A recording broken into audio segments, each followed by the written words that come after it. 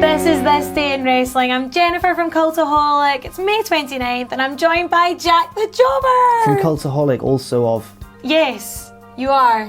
I went for the big intro last time. This time... Kind of said it like Yoda as well. From Cultaholic, yes, of course I am. I haven't seen Star Wars for a long time. I can't exactly remember how Yoda talks. Bit backwards, isn't it? Bit disjointed. Yeah, I think he's done a really good way though. Like, he did good.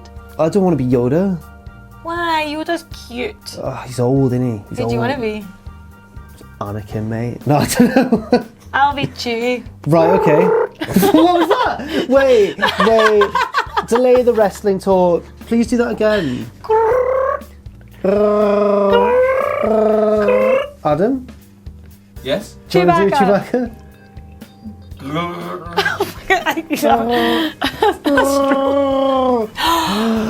Yeah. Yeah, it can be Albie. Excellent.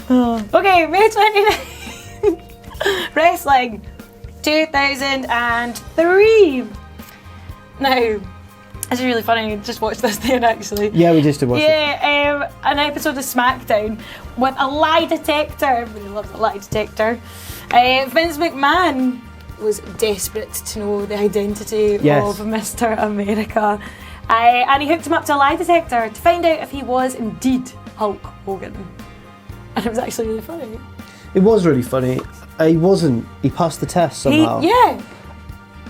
Passed the test. No explanation. Unless it was explained on like a later episode or something. I don't know. It says here, he's like, he failed, Vince McMahon failed to prove that he was Hulk Hogan. He failed, but he did learn, much to his dismay, that he was the biggest asshole on God's green earth. Very good. It's hilarious. Hogan, maybe he just never was Mr. America. Ooh. Well, maybe he just never was. He was proven to be telling the truth. You believe him? Yeah, of course I do.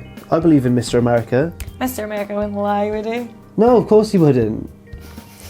It was definitely Hulk Hogan. Absolutely 100% I was Hulk Hogan. I'm like trying to...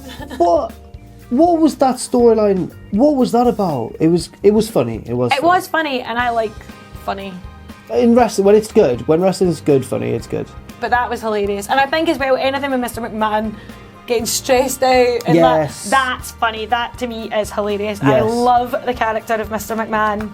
Love him. That's something that Triple H has really carried on well as well in The Authority. Yeah. Like, do you remember that ladder match where they wanted Rollins to win the ladder match and Triple H and Stephanie were at ringside like stressing out, whatever, and then someone else will get close to the title and you'd see Triple H going, no, he's really good at that as well. But Vince is like the master of it though. Yeah, Vince. Yeah.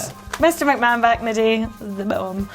2008, it's a divorce. Oh no. An announcement of a divorce, which I don't think we've had a divorce ever. Anyway, The Rock announces that he will be splitting with his wife, Danny Garcia Johnson. Yeah, but they're still friends. Yeah, they still work together, I'm sure, and stuff, because she's like works in film, TV, am I right? Oh, right. I think she runs a production company or something. Or does she run his production? I don't know. I'm not 100% sure, but I know she works in film, TV, I think she works in film and TV. And they have a daughter who has recently been announced as an ambassador for the Golden Globes. How old is she? She's a child still? No. She'll be like late teens, early. Okay, right. I think I would say. No, maybe like 19. I don't know. Glad The Rock's still friends with his ex because he seems like a nice bloke. How could you not though? I know. The Rock, like, could you not be? He's The Rock. He seems like the greatest guy in the planet. Great. It's great on Apart Moana. from John Cena. The Rock's a better guy than John Cena. Come on. Okay. Whoa, hang on. I'll see it. No, I think The Rock's a better guy. Oh, you're agreeing? Yeah. Oh, sorry, I feel like I've forced your hand there a little bit. No, you've not, no, because do you know what, I agree. And I think that it is lovely. They were together for 10 years as well. So that's quite a long time. I'd be really sad if it turned out that The Rock was actually a bit of a dick. I doubt it. How could he be? It would have come out by now. Do you think? Absolutely. Yeah, right. He must just be great. Can we get him on? Can we get him on Straight to Hell? That would be great. Imagine Ross is sat there like, my guest this time is The Rock. And The Rock, oh no, I can't even. I can't fathom that. No, that would be incredible. I want that to happen. Me too, but it never will. Probably never will. The Rock's too important, surely. He's not making silly. Ross is important. Cultaholic's important. Sorry, Ross is important. Sorry, Ross. Sorry for insinuating that you're not as important as The Rock. 2009. Ric Flair announces that he is parting ways with Ring of Honor. Oh yeah, he was in Ring of Honor. Yes, he was. Oh, I forgot that completely. Okay. He was, and so let me get this right. Ric Flair had said he was parting ways because of his involvement with WWE. Okay. And his work schedule, and he obviously had an involvement there. But there was rumours circulating that wasn't actually the case. It was because Ring of Honor were not going to sign his son or use his son, Reed. Oh. Who unfortunately passed away. Yes, that would make sense. But I guess. Do you think he would have, well, obviously he was working with WWE. I don't know if I agree with him doing it, but it would make sense if it was true. Yeah, well, that was the rumour. The thing is with Flair kids is how inconsistent, because David Flair wasn't a good wrestler, but then Charlotte Flair, fantastic wrestler. Mm-hmm. So I don't know how good Reed would have been. I never saw it. No, I never saw any of it. Couldn't tell you anything about that. No. But yeah, so that was apparently the rumour. But then it was interesting that Ring of Honor actually sued Ric Flair. Okay. Because obviously when he left, there was appearances scheduled, which Ric Flair didn't. Ric's always in legal trouble, isn't he? Bless him. Well. Poor Ric. I just find it strange that when you see an established, like Bubba Ray Dudley or Bully Ray is currently in Ring of Honor, and he's doing an angle where he's or at the time of recording, in case it's finished by now, but he's doing an angle where he's shooting on, he's saying oh, I'm a real star, I'm sports entertainment, you're all just, little flippy indie guys. It's quite clever, it's quite good. That's clever. But he's being really mean to a guy called Cheeseburger. Have you heard of Cheeseburger? Yeah, okay. Cool. Love a bit of Cheeseburger. Great wrestler, great guy, very small. But no, it's always interesting when a WWE name crops up there. Yeah. I remember seeing Jericho do a promo with Delirious. Oh, really? You know Delirious? I've heard of, I don't know. I've met him. Oh, really? Lovely guy. Oh. I've seen him without his mask on and everything. But I did an interview with him and he just babbled. I didn't understand him at all. Oh, really? So I talking about Joe DiMaggio and baseball players and stuff. You're smiling. No, did he have a mask on? That's why, maybe you just couldn't hear. No, he speaks like that. Oh. But in the Jericho promo with him, Jericho understands every word he says. He's like, that's right, I'm here with my friend. And it's really funny. It's good. Also in 2009, it was a bad day for Mr. Kennedy. Anderson. As he got released from WWE after 2 weeks of being back. I've always felt a bit sorry for Mr. Kennedy / Anderson. Why? Because he was the Money in the Bank holder, and then he got injured. Yeah, so he had to do the only Money in the Bank contract swap. To lose it before, yeah. And he said, they said, it's a serious injury, you're going to have to take the briefcase off him. So they booked it, Edge won the briefcase off him, and then it emerged, it wasn't actually that serious an injury. The doctors got it wrong. Done it. Yeah. Also, I think he had a bad reputation, that he had some heat because... He got released this time round because, basically it was Randy Orton got him fired. Oh, yeah. Because they said he was an unsafe to work with. I believe that was what it was.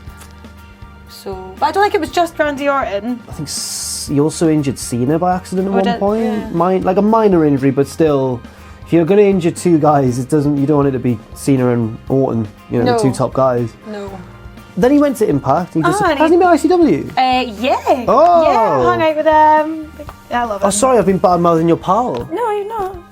He's not. I know the truth that he's a lovely person. Is he a lovely guy? So lovely. That's really good to know. So much time for him. Because I never actually knew if he was a really nice guy or not. So nice, so down to earth. Nice. Just such a fan.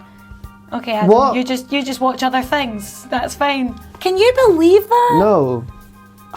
But what was that? Professionalism. Share it with the class, yes, come on. Exactly. I was watching a Cultaholic video. Oh, good. And the ad played. I thought it was on silent. Cut that, Richard. No, don't leave it in. Leave it in, please, Richard. Show him for what he really is. Anyway, so but I love Mr. Anderson. I think he's fantastic on the mic. And you're saying he did do really well in TNA. I think he was aces and eights at one point.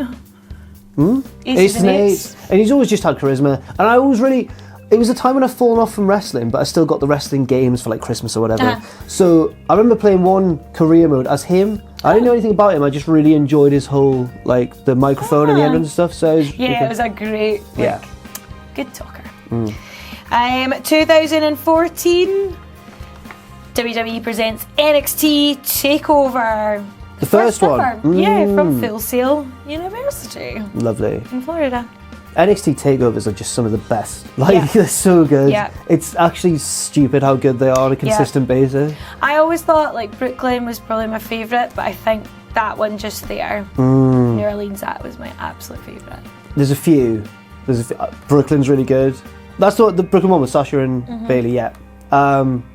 New Orleans was amazing. That was incredible. Like, genuinely, like, loved that. That's going to be looked back on as one of the best pay-per-views they've ever done, I think. It's so 100%. It was just, like, there was no point in it where I was like... Ugh. No.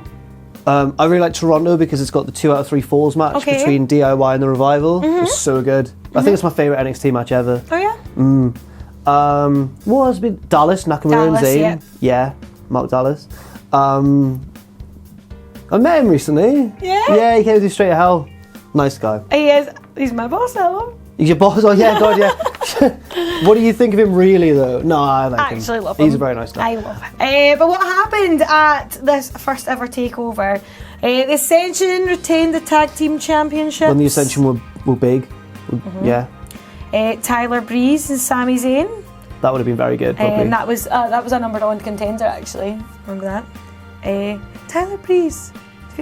Tyler Breeze was a big deal in NXT. Yeah, no, he was in NXT, but then I'm like, now, like, I'm enjoying, like, I do find the Fashion Police, yeah. I do find them quite funny, but, you know, for somebody who was, like, in NXT build, so, I mean, his gimmick was amazing. When it all kind of came He is out. pretty. He is pretty. He's pretty. But I just love to see the selfie stick and and you see it up there. I think that's really. Do you remember when he came out? This is a bit of a tangent, but when he was first introduced on the main roster as like Summer Rae's new boyfriend, whatever, and Ziggler was like, "Who the hell are you?" And he was like, "I just travelled here from my summer home in Monte Carlo." And I was like, "This is brilliant! It's the funniest. It was so good." He's amazing. Yeah. And yeah, this was the one where Natalya came to with Charlotte. Oh, that was for the championship. That women's match, yes. The match that a lot of people have cited as like the women's match that started the women's revolution. Yeah, cool. Definitely. And then Tyson Kidd and Neville. Oh, Tyson Kidd. Aww. I just feel sorry for him all the time, especially now that Daniel Bryan's back. Yeah. You know, I just feel that must actually be really hard for him. Yeah. Oh, but he's now, I mean, correct me if I'm wrong, he's doing backstage stuff now, so like at least he's still part of it. Yeah, in a job and helping train, is that right? I think so. I think he's training a few, but more of like the actual superstars rather than the performance center. Oh, right, okay. I've heard. Okay. I could be wrong. But it sounds legit. Yeah, I like So, but he's an amazing talent. And that was a good match. Then against Neville, did you say? Yes. And I love Neville, like all of him. Oh, there was a bit of football banter when they did a house show in Newcastle, right? So always football banter. We get it all the time in Glasgow. Oh, a bit more serious there, though. But yeah, but it's hilarious. Neville came out in a Newcastle shirt. Someone threw a Sunderland shirt into the ring. Tyson Kidd did. I don't know if he knew or not, but he must have just thought, he just put it on, got booed. Great ring awareness. Yes, fantastic psychology. Yeah, really good. So yeah. I feel bad for him. I feel bad for Tyson Kidd. Oh, but there you go. There's birthdays today, 2 belters, I think. First of all, I would like to wish a very happy birthday to Nia Jax. Oh, good. I love Nia Jax. She's not like most girls. No, she's not like most girls, but she's like, I'm glad she got a WrestleMania moment, didn't she? Absolutely. She won the belt. Well, you would kind of like hope that would happen. I remember thinking at one point, like, oh, maybe they will go down the Bliss route. And then Billy's win, and that's not okay. I thought the match was going to last like a minute. I thought it was going to be a squash. Yeah, I thought Nia was going to just dominate. I suppose because like she'd been doing all the kind of backstage stuff where she's been going in and like tearing rooms apart and stuff. Which was when she ran down the ramp and just crashed into Mickie James. It was so good. Because it was really good. Cause I really like Alexa Bliss, and I'm sad that I'm kind of sad that she had to carry out the bullying side of the bullying angle. Because I think. But she's such a good heel though. Like, she's the only one that could really have made it nasty. And like total girl nasty as well, because girls are horrible. Oh, are they? Yeah, we can be. That's what my mum tells me as well. So stay away from drugs, girls and rivers. Rivers? Yeah. Rivers are dangerous. I went to Durham University and there was some river tragedies when I went to Durham. So my mum was like, why have I brought that up on this? Well, I told us a birthday as well. I know. But drugs, girls and rivers are the 3 things I've got to stay away from according to Mrs. King. Oh. Yeah, I know. Naya, stay away from all rivers today on your birthday. Happy birthday, Nia Jax! I hope you win the title. Oh, I hope she's still got the title. Yeah, she might not, will. but she might. Yeah, Well, cool. hope you're having a lovely day with the title. Hey, she's improved in the ring a lot as well. Very Yeah, good. she has. Good, I like her. Another birthday today, I would like to wish a very happy 39th birthday to Brian Kendrick. I love Brian Kendrick. So do I. The man with the plan. He's amazing. He looks really cool. He is cool. He He's is just very cool. full stop, like cool Yes. personified. Funnily enough, we talked about him a few days ago when it was his birthday. He had a great match with Ibushi in the Cruiserweight Classic. Yes. He lost to him. And there was all this emotional, because he was pals with Daniel Bryan and stuff, and they're like best friends apparently. I didn't know that. They trained together and like grew up together and stuff. I knew that they changed, but I didn't know they were besties. Apparently they are. Like when you listen to Brian's commentary as well in the Cruiserweight Classic, he's like openly rooting for Brian Kendrick. It's pretty nice. But yeah, they both were at Shawn Michaels' wrestling school together. They grew up together. And then Kendrick was Spanky for a bit, that character. Teamed with London for a bit. And he's just had quite a storied career that you kind of don't, it's easy to forget about, but... Yeah, I mean, he's done a lot, but you kind of don't, unless you're actually talking about him, like you don't... Yeah. Do you know what I mean? But yeah, no, I'm a big fan of Brian Kendrick. He's always got a plan, hasn't And he? he looks 39, he looks amazing. Yeah, he does. He looks amazing. I mean, he looks a bit scruffy, but that's the part of the gimmick, isn't it? We're into that. But we're into that. Both of us are into that collectively, are we? Speak for yourself. I like a groomed man.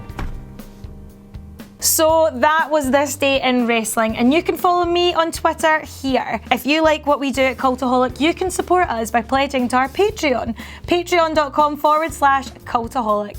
And most importantly, don't forget to hit subscribe and join us.